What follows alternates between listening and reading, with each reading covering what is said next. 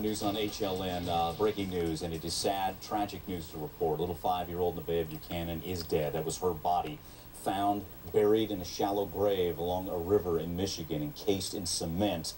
Also found with a beer can underneath her body. It's just sick when we have to report those types of details. We're taking your calls at 1-877-TEL-HLN. Want to welcome in Sherry Borg-Carter, a forensic psychiatrist. Sherry, thanks for being with us. Sherry, as you look at this case, who could have done this? Where are you starting your investigation?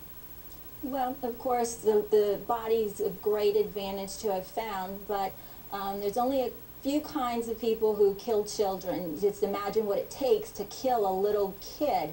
And so those are going to be individuals who have no conscience, they have no remorse.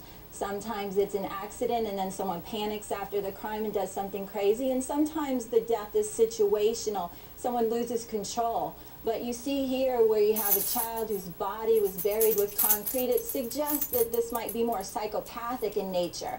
Someone who intentionally killed this child and tried to hide the body as best they could to avoid detection. Right. Let's bring in criminal profiler Pat Brown.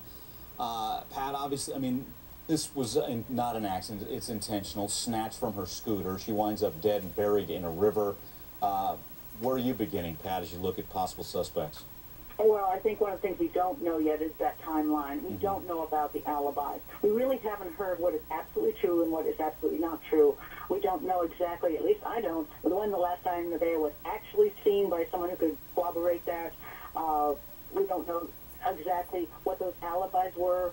For example, George Kennedy supposedly was with a woman fishing at the time, but hey, I never trust an alibi where it's somebody's girlfriend, somebody's boyfriend. And so I was like, okay, well, maybe not. Did anybody else see them fishing at that time?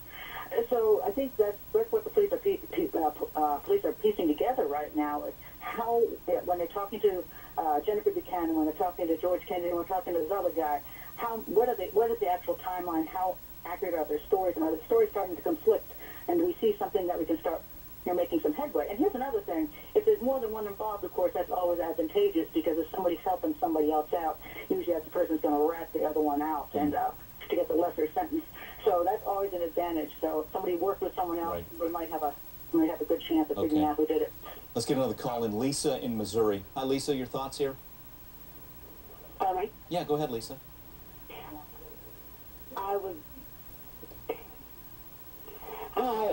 My question is, I have two. A person can drink 3 alcoholic beverages and register 0.8, and they can get charged with endangerment of a child. Why is this mother not getting charged with that?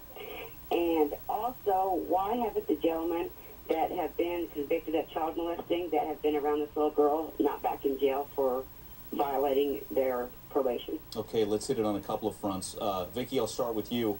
Could Jennifer Buchanan, Nevaeh's mom, face some charges for allowing George Kennedy and Roy Smith within arm's reach of Nevaeh? I think so. I certainly think if you believe, that your child is around a convicted or 2 convicted sex offenders, certainly there has to be some culpability if she left the child unsupervised. That's the first thing.